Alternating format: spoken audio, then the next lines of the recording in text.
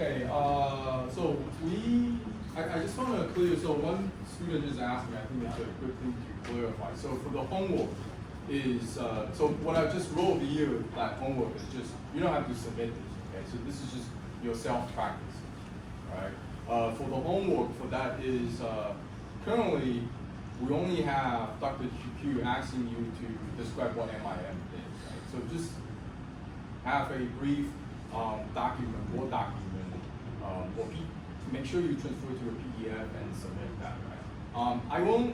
The bottom line is, for the homework is, as long as you submit something, it's a fair, not rubbish, you will get 4 marks, okay? So I think what Dr. Q asked is who he is, okay, and then second is what is MIM. So fair question, you can just very easy get it done by half an hour and submit a PDF on it, right? Honestly, if you don't say who Dr. Q is, and then you say what MIM, I still give you 4 marks. Again, the bottom line is just you submit something, at least I know you learned something, that's it, right? These over here, particularly when I say homework, is thanks for you clarifying, is these is just, you go home and practice, you don't have to submit it. Now, you decided that you want to have this on a document where you submit it with Dr. Q, I'll even feel happier. But again, you just get the 4 marks, all right? So if you submitted something like an empty page, you still get 4 marks, all right? So you just submit it, you get 4 things, all right? So this is very clear. My intention is you learn something, that's it, right? You learn something, right? And if you decided not to learn something, that's okay. But still submit it, you get 4 marks, okay? Is that fair? Fair? Right. Hey, so last year when I opened similar to this class, I don't think I failed anybody. You really have to done a terrible job to get an F on your class. So anyway, if you get an F, that's really showing something, and then that's remarkable in some ways. So kudos for that. Okay, so this is where was I? What's next page? Okay, so I have organized all the planes for only FCC and BCC. So what this shows you is that, say, if it's 100 plane, the coordination number is 12, right? I mean, plane 110, 111, they're all 12. Like coordination, CN means coordination number, pairs.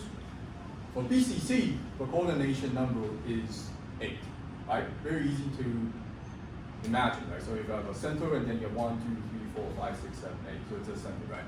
FCC is a little bit kind of tricky. It's 12. You can go ahead and then try to find that image by yourself. So 8, 8.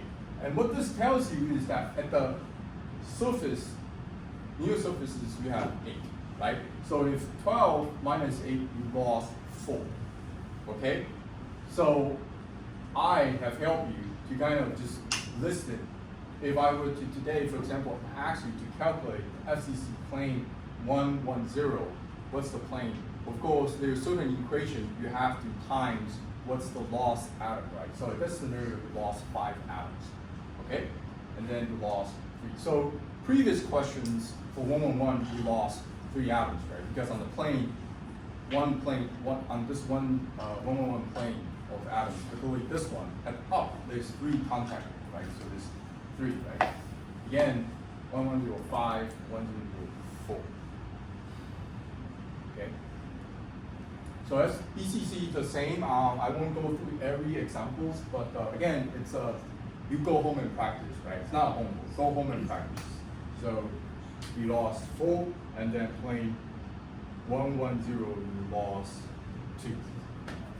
Right? So some of them is a little bit because the crystallographic display is a little bit tricky and hard to imagine.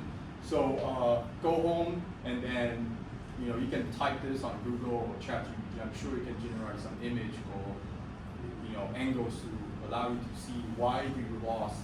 Say, I think the most difficult one to imagine is to kind of think is plane 1, why you lost 5.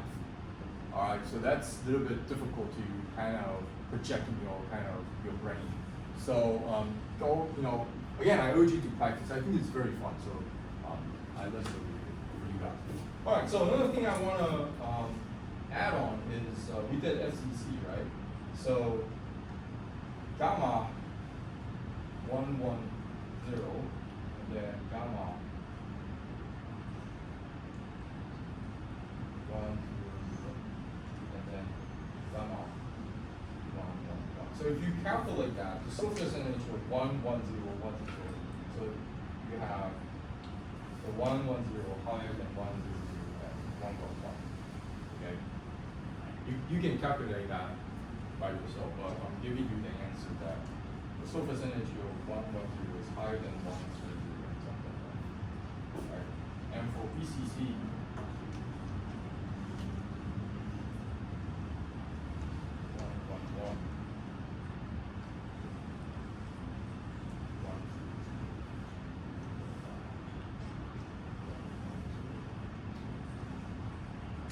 111 is higher than 100.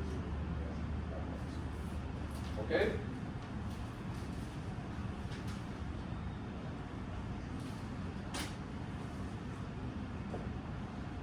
So if you calculate that, you should get the answer and then you can compare, right? Like that.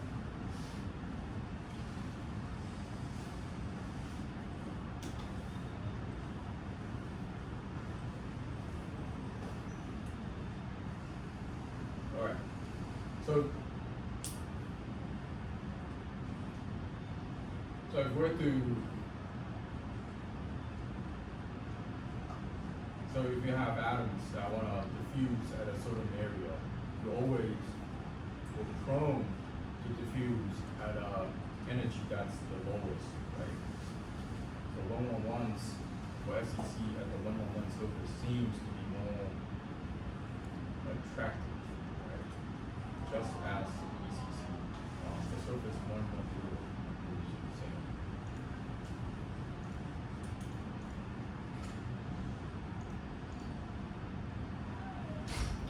Okay. So now we're slowly moving on to the broken bond model for surface energy. So what does that mean? So here I stated a 3D crystal structure. A 3D crystal structure, crystal surface at an angle of theta to close pack 001 plane for a simple 3D data structure. So I'm using simple qubit. So that's what's a simple qubit? It's just a qubit, very simple qubit that you have atoms like that, right? Atoms, so very simple qubit. Now, a few things I just want to again emphasize is this is x, y, z. X is 1, 0, 0 direction, and then this is the 0, 1, 0 direction, and then z is the 0, 0, 1 direction. Okay? All right. So for the directions, right? So for the x is 1, 0, 0, y is 0, 1, 0, and then z, this is the height, is 0, 1. Okay? So this is the right. So on the right hand bottom over here is figure 3.3 on your book, and what this entire model that it wants to do is that supposedly we have a simple qubit, and then we want to know at any tilted angle or any angle what is that surface energy? What is that surface energy? Okay, so it's not on a very like a 001 or 111 or 1, like say if you have a 001 plane but you have a tilted angle of 10 degrees, what is that surface energy? So this model basically is helping us to do that. Right? So for you an area along that surface, so we have a tilted angle that's over here, that's theta, right? So this A over here, I don't know if you can see that clearly, is the lattice constant A, right? And then you have the unit length. The unit length, let me highlight that, unit length, right? So on the axis, you you want to know the axis, that's the cosine theta divided by A. That's the broken bond on that tilt angle on that direction, right? And then you also have to consider the vertical direction, that's the sine theta divided by A, that's the broken bond. All right, so I'm kind of jumping ahead. So let's kind of going back is the number of broken bond along 0, 0, 1 direction. How do we express that? So it's cosine theta divided by A times 1 divided by A. So the reason why I'm timing 1 divided by A is just I'm assuming the unit length is 1. Okay, so I divide it by A, right? I'm just assuming the unit length is 1. And cosine theta is the angle that I am tilting from 0, 0, 1 plane. So bottom over here, this is 0, 0, 1, and I'm shifting a theta angle. Right? So cosine theta divided by A times 180, that's the number of broken bond along the 0, 0, 1 direction. So the second is number of broken bond along 1, 0, 0, 1, 0, 0 plane or 0, 0 plane is the same as sine theta. So just I want to put this divided by A times 1 divided by A. So what this tells you is that you have to think about that I'm intentionally working on this tilted direction, right? So you can see you have atoms poking out this direction, right? So that's where we have considered the sine theta divided by A. Okay? And then this one is the cosine theta, right? That's the broken one, right? So again, like why am I doing this is because I'm intentionally tilting a theta angle starting from 0, 0, 1 point, right? So the energy associated for each broken bond is epsilon divided by 2. So when you broke 2 atoms, epsilon divided by 2. Very, very, very simple. So to express that is gamma theta equals to, so I'm combining the cosine and the sine, right? So I'm just putting this all together, the cosine theta plus sine theta by A squared times epsilon divided by 2. So I'm combining these two equations together to get gamma. Right? So that's the total angle, right?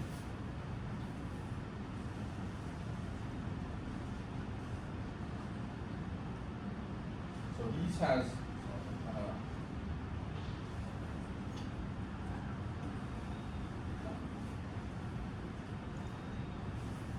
so there's some relationship between this I will talk about on my next slide.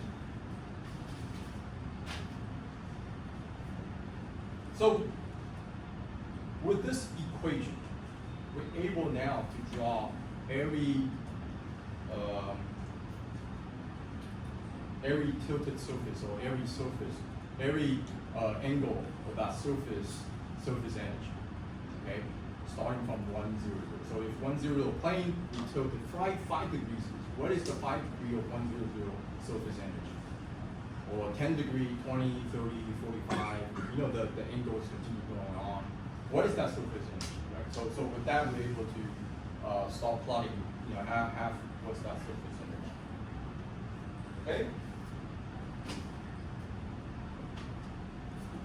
All right, so this is a typo, my apology.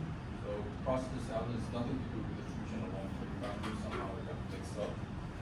So now let's plot the E sublimation S theta solid vapor versus the theta. So we're playing around the theta, right? It's a closed pack orientation lie at an energy infinity. So we're assuming this is a simple cubic, right? Example of gamma in polar coordination system for simple cubic lattice, for theta angle to closed pack, 0, 0, 1 type plane for 0 to 90. So what I am about to do is that we know the cosine and sine theta is from 0 all the way to 360, right? But there's no point, why I'm only limited to 90 is because after 90, they're all symmetric. It's a cubic lattice structure, right? They're all symmetric. So we're just assuming it's from 0 to 90. So we need to make some math manipulation and changes, okay? So let's change this a little bit better so that we can derive that on a figure. So cosine theta times 1 divided by sine.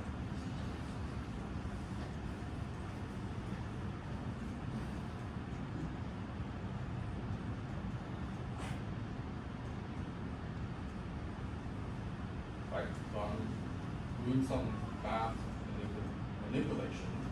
So this is still the same. This is gamma. So this is gamma, right?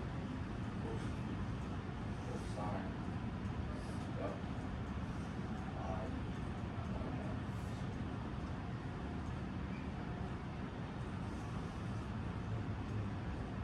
okay.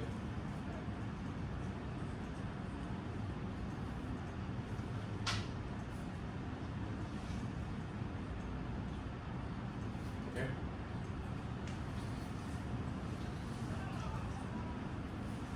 Okay.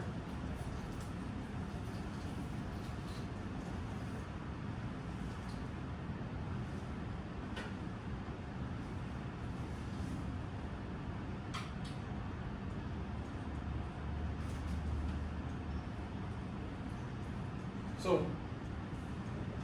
with this kind of math kind of change, what it does is that now by putting theta from 0 all the way to 90, we're able to draw on the axis. That's later on the next slide. On that, we're able to draw the surface energies with the axis as a plane change. And then with that, we're able to know what is each of the surface energies on a particular plane. All right. So let's.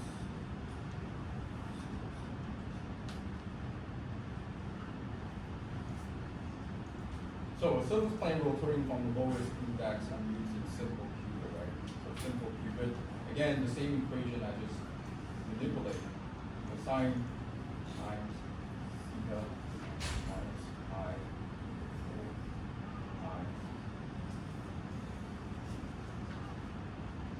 okay? So it's just the same equation that I just changed, okay? So for a given crystal, the A and epsilon are fixed. So plotting gamma theta in a polar system as a function of theta. So from 90 to 90, from 0 to 90, basically it is a circle and then centered at a 45 degree with a diameter of epsilon divided by radical a squared. So if you put 45 inside the theta, right? So that's cosine equals to 1, right? So cosine equals to 1. The gamma surface energy is epsilon divided by radical to a squared, right? So what this tells us is that particularly at 45, that's where you have the highest surface energy of the simple cubit. All right. Now, if we continue on, the equilibrium shape of a single crystal determined by minimization. So this is important, by minimization of the total surface energy. So what that means is that summation of the surface. So the equilibrium shape of a single, what the shape will be is by minimizing the total surface energy. So total surface energy area. So the surface energy basically times AI, or dot AI, right?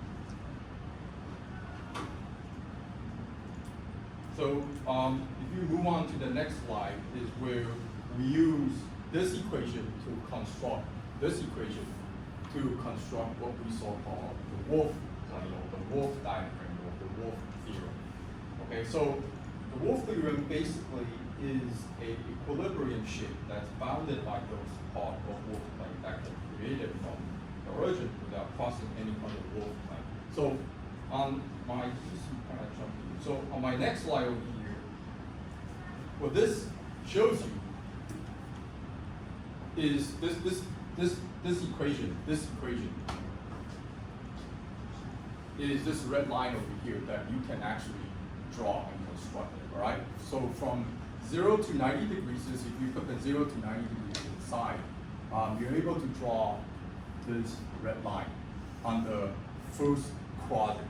So this is 第一象限, right? So I'm just making it very simple, 0 to 90.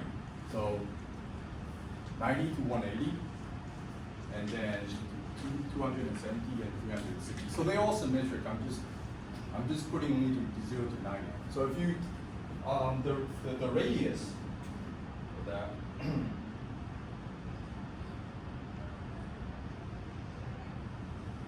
over here, that's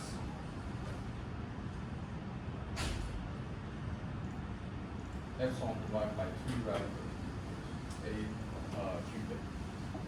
So kind of jumping back is that what I was talking about, so I have to jump back and forth. I wish I could put this in one slide, is that the minimization of the total surface energy is the summation of the surface energy and dot AI. So that's the dot, right?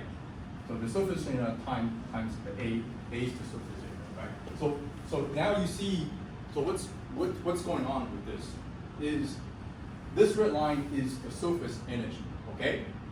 And say over here, we calculate on the lowest surface energy is 001. So for example, over here, this one over here is 001, right? What is the highest energy of a simple qubit? Is actually 110. So over here, this over here, E plus is I don't want to confuse everybody. This over here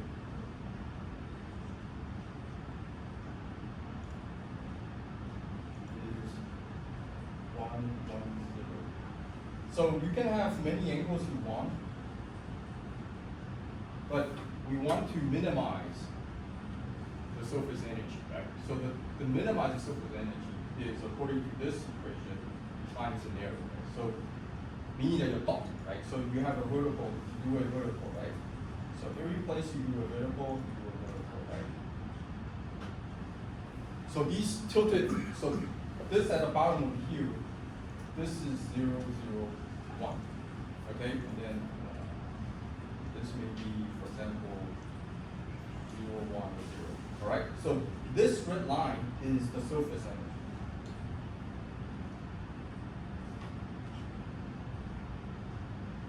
All right. And when we draw this, this is actually what we so-called the wolf plane. All right. Now what's going on is, for every angle, small to the angle, we draw this wolf plane, and then it will cross out all the exteriors and get inside this blue thing, this blue shape. So this is the equilibrium shape of a crystal. Okay? So, follow, just bear with me a little bit more longer. Let's use right hand for example. This is not a simple qubit, but somehow we're able to draw the surface energy. So this red line is surface energy. And then from every tilted angle, we draw a vertical line, 垂直线, right? So every angle we draw. And you can see once we draw, what the remaining inside actually is the final crystal structures it's supposed to be like, right? Because it's at the lowest, okay? At the lowest. So over here, the exterior is being crossed out. So there's no point that these are excess energy that's too high. The energy, there's no point, it goes to the lowest, right? But we cross out, meaning that this is the predicted crystal structures, right? So same as the simple qubit over here on the right-hand side, when we start drawing this vertical wolf plane, it crosses out the highest surface energies and remain at what plane that remain the lowest energy, okay? So for simple cube, it is predicted that projection that you will have a qubit structure like this.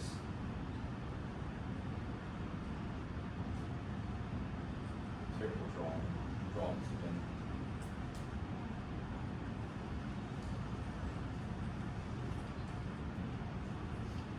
Like a qubit structures, okay? So the qubit structures, all right? So on the right hand side, you might ask me like how did we get the surface? So there's like all different like surface energy you can draw. But the point of the Wolf diagram is to help you to predict what the crystal structure is.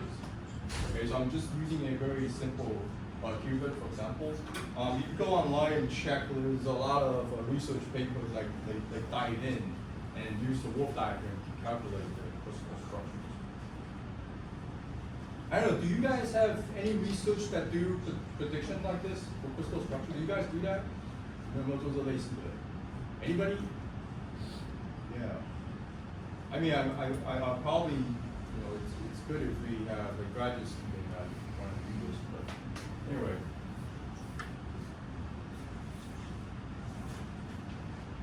So does that make sense to you guys? So, okay. So why am I talking? Why the surface energy is important is because it gives us an idea exactly eventually what the crystal structures will look like. Okay. So that's why at the beginning we calculate very simple, just 1, 0, 0, 1, 1, 0, 0, 0, 1, right? But you also have to consider a tilted angle, a slightly tilted angle, right? So if we summation all of these, we get this red line, right? And the red line over here doesn't really tell us what is the lowest area of every plot, right? So as I show you, it is a summation of the surface times the area, right? So we draw the Wolf plane, and then we can predict the crystal structure. Okay, does that make sense to you guys? Does that make sense to you guys?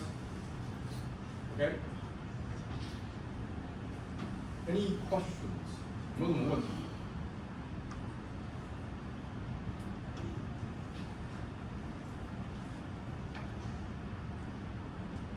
Okay, so let's move on to, so grain boundary, this is 3.3,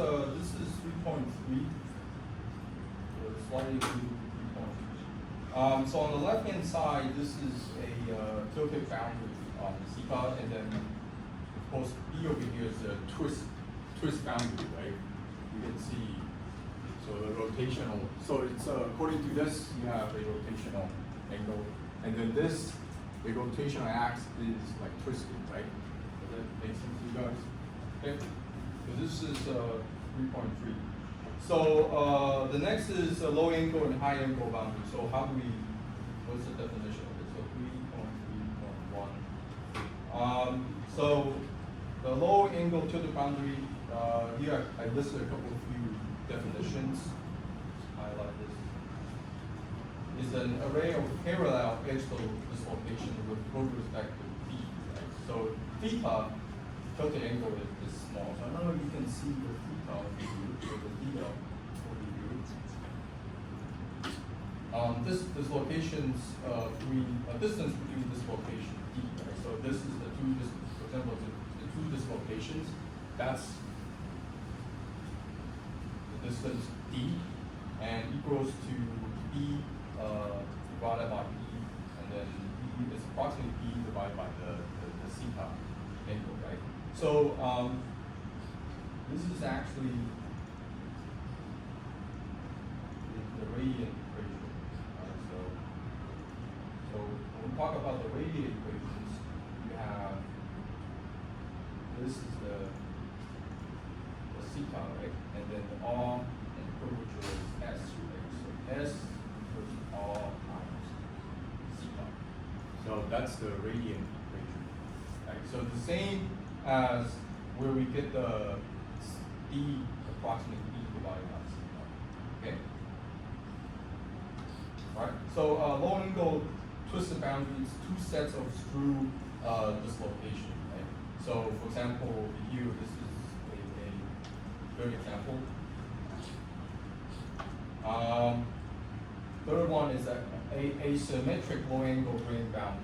So I don't know if you know the Chinese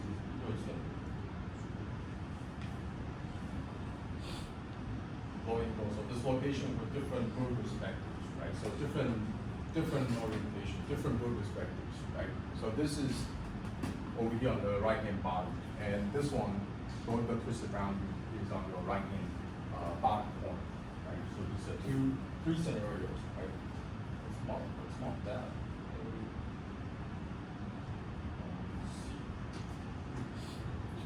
Okay.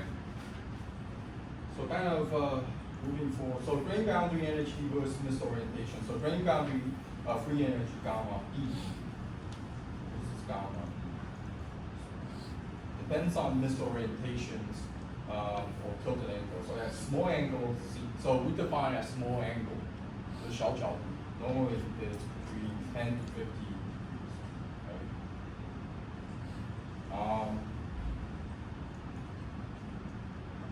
So pole fit only accrue at this location, according to draw that.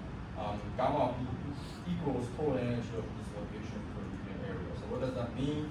Is that gamma B is proportion to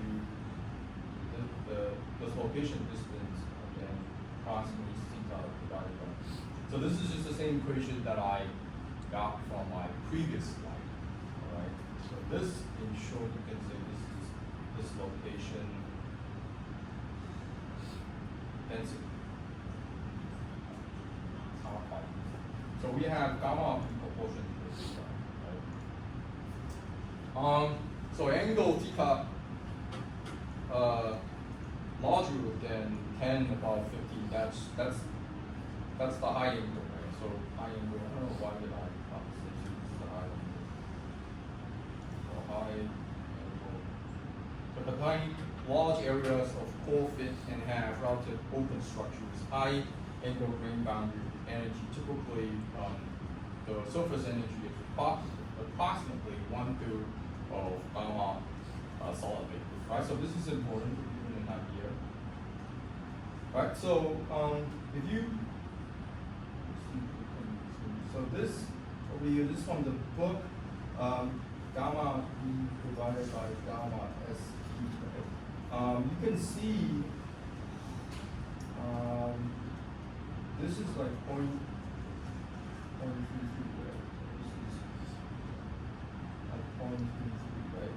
So if you look at this, the highest high angle tilt, you can see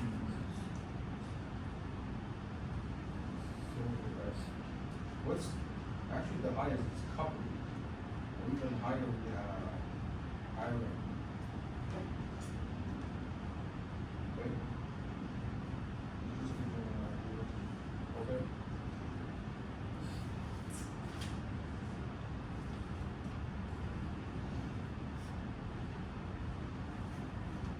All right. Any questions? So again, just want to continue to define some things. Coherent twin boundaries, high angle grain boundaries, very low energy due to a very good match or very little mismatch, right? So coherent twin boundary. Incoherent twin boundary, you have twin boundary off from twinning plane. Energy variation has large dependence on misorientation angle. So this is from your book. I just organized it on the slide. So a few things I want to kind of reiterate a little bit more is on your right hand side, this figure over here. This is a incoherent twin boundary. So this is what I'm doing for this. So what happened is you have a two plane and tilted angle. That's a twinning plane. So the phi. So bottom over here, this is a twin boundary energy boost, a function, so twin boundary equation. So what this tells you is the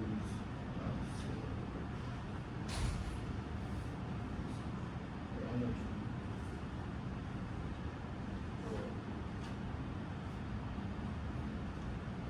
There we go.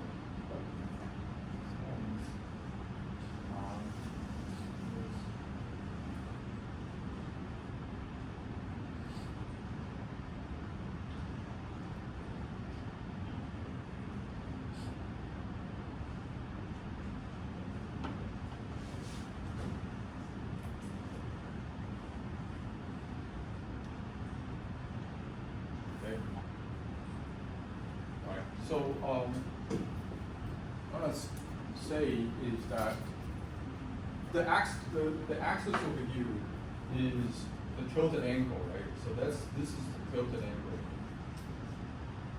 from 0, right? So on the left, depending on the axis, the left and right, the phi, right? So the more phi that you increase, the more tilted angle you have. The more tilted angle you have, the more surface energies, right? So eventually saturate, right? So in short, energy per area depends on the misorientation angle until reaching a saturation. So you reach a platform of that saturation. All right. So this is the boundary.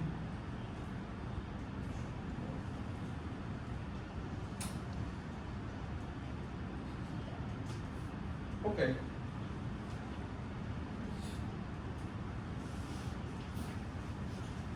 So on figure 3.12c, you can imagine that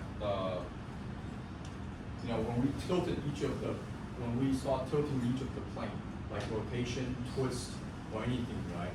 At a certain point, it will reach.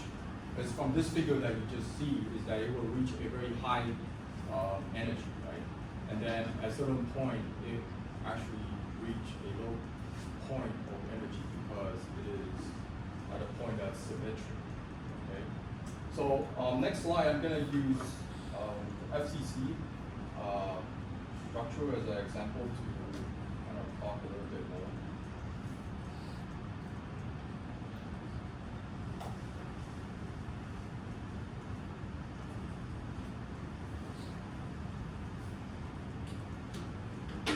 All right, let's move on. So variations of measured grain boundary versus misorientation. So this is on the left hand side, this is the rotation axis of 1, 0, 0. All right, which is 1, 1, 0, 0. And on the right hand side, this is the rotation axis of 1, 1, 0. Right? Okay. So,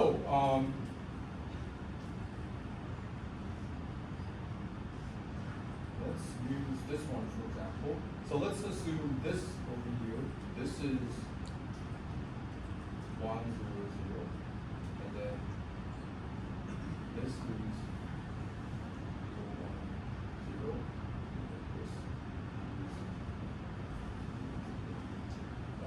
and then this is FCC. I'm just defining the coordinate system. Right?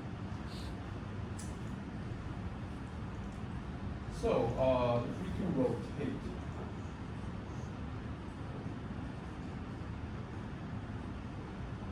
so say if we want to rotate this plane, the yellow plane that I draw, and then clockwise 90 degrees, clockwise 90 degrees. So how many atoms do we have on this plane? So it's five atoms, right? It's 5 atoms on that plane that I just draw. So that plane is 0, 0, 1 plane. That has 5 atoms, right? So if I start rotating all the way down to this plane to 1, 0, 0. So if I tilt it, say this is so this is 90 degrees, right? 90度，从001就 Y 轴，然后顺时针转90度完以后，它是不是又平行到100，对不对？然后就是完全就符合它 ，right? So 90 degrees is it basically is identical when we go down to 1, 0. So this is on the left hand. Just want to give you an idea is that from 0, 0, the energy is 0, right? There's nothing happening, right? And then when we start tilting, we start increasing the energy because there's a mismatch, right? This mismatch, when we start tilting, coming down over here, there's some mismatch between these atoms, right? So the energy starts increasing, right? So between over here, this is, as I stated, from 10 to 15 That's the low angle, right? And then all above this is the high angle tilt, and then over here, once we get to 1, 0, 0, this is the same as the 1, 0, 0 plane. So it basically it's the same plane, right? 从001然后转到一样match 这个就是 FCC 的 structures. Okay, so this is just I wanna give you some idea about that. So let's look at the right hand side. So anyway, why am I talking about this? Just to give you an idea. Just again, I want to talk about when you have a plane that rotate, right? What is that? What is that grain boundary energy? Right? So on the right hand side is the rotation axis of 110, right? So rotation of 110. So that's this direction, right? So this is 110, right? Okay, so if you have, I'm going to use a different color. So if you have a plane that's like this, right? Say if you rotate toward this direction. So that's also going to be symmetric, right? So you started with a energy that's say 0.08, and then you start tilting, right? So how much? What is this angle? This is approximately 70.5. 70.5. And this one over here, this is 1.5. So you can actually calculate that.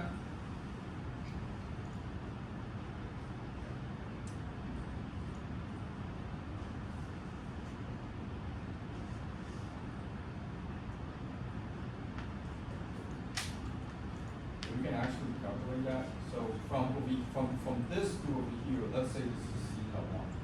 And then from here to all the way to the bottom, that's θ2. So θ1 and then θ2. Okay. So I just want to show that at 70.5, that's symmetric, that you have approximately the same energy when you start at the original point. Okay, so when you do the tilt. All right.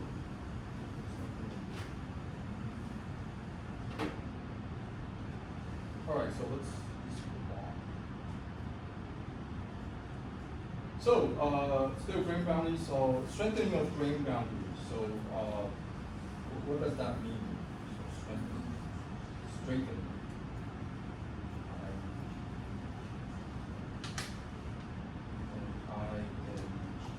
So strengthening grain boundary, initial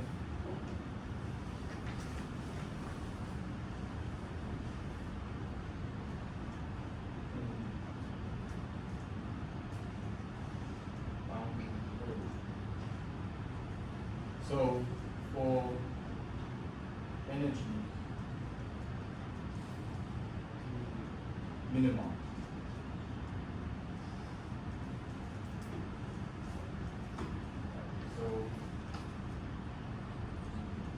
Minimize the interface area. So it is because we want to minimize the interface area to straighten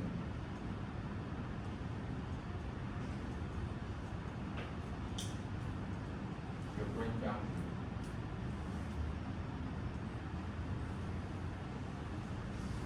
So what you'll see is that you have something like this as a grain. Grain 1 and then grain 2. And what will happen is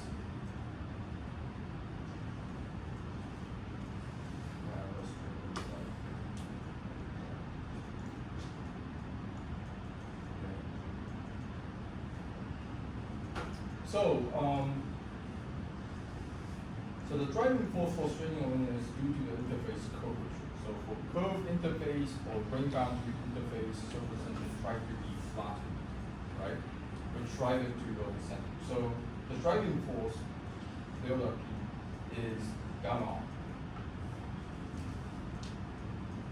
And then R1, R2. So that's the radius of the grain for individual grain 1 and grain 2. So if R1 equals to R2 equals to gamma can refer this delta P to gamma divided by R. So this is just a provided equations. The book itself do some derivative. I'm not going to go into detail. One thing I would say is F equals to delta G divided by N versus delta P gamma R divided by R. So Vm will be, so my next few slides I'm going to talk about what is the force. Why do the force equals to Gibbs free energy divided by the molar value.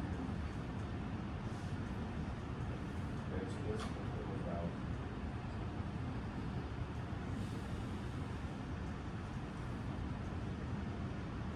Okay. And this just by the way, so for your references is that for each of these slides at the end, I stated where these lecture notes is coming from. So it's important to give people the credit. So these lecture notes is from the book itself, and then also from a friend of mine from the U.S. Professor Zhang. So he's from Florida International University. He done a great job of doing phase transformation classes. He already done a wide scope of, so I'm actually using this lecture notes, but I made some changes and modifications. So just in case if you don't really understand what I'm talking about, you can also, I have the link at the bottom, by the way, so you can connect to that link, or you can find his YouTube channels, and then he did a great job of talking. So credit for him. I actually asked his notes and then made some adjustments and stuff. Okay.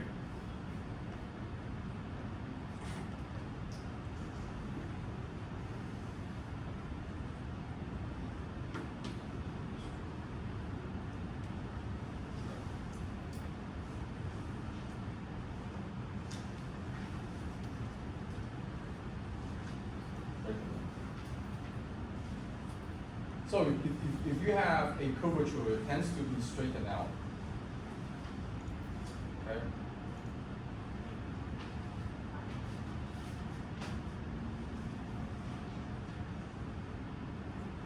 So this is at 3.3. So we have straightened boundaries, and there's other scenarios where there's rotational grain boundary, right? So what does it mean by rotational grain boundary? So initial grain boundary may not be at the lowest orientation between grain, different grains. So you have the rotations of grain boundary, right? So say, for example, you have grain that's like this. That's already straightening. That's already straightening.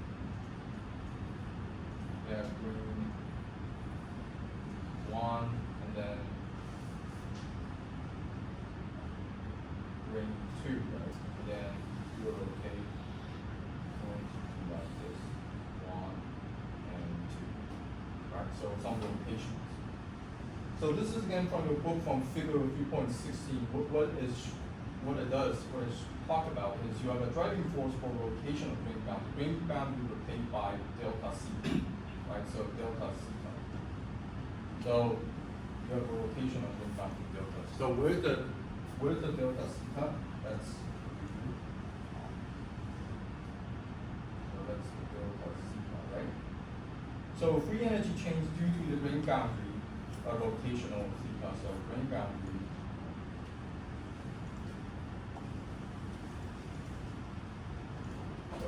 E over E A R Y. So delta gamma equals to the length. So L here is the boundary length. So the boundary length. And then this is the width. The width of unit length. And then times the gamma d theta and then delta theta.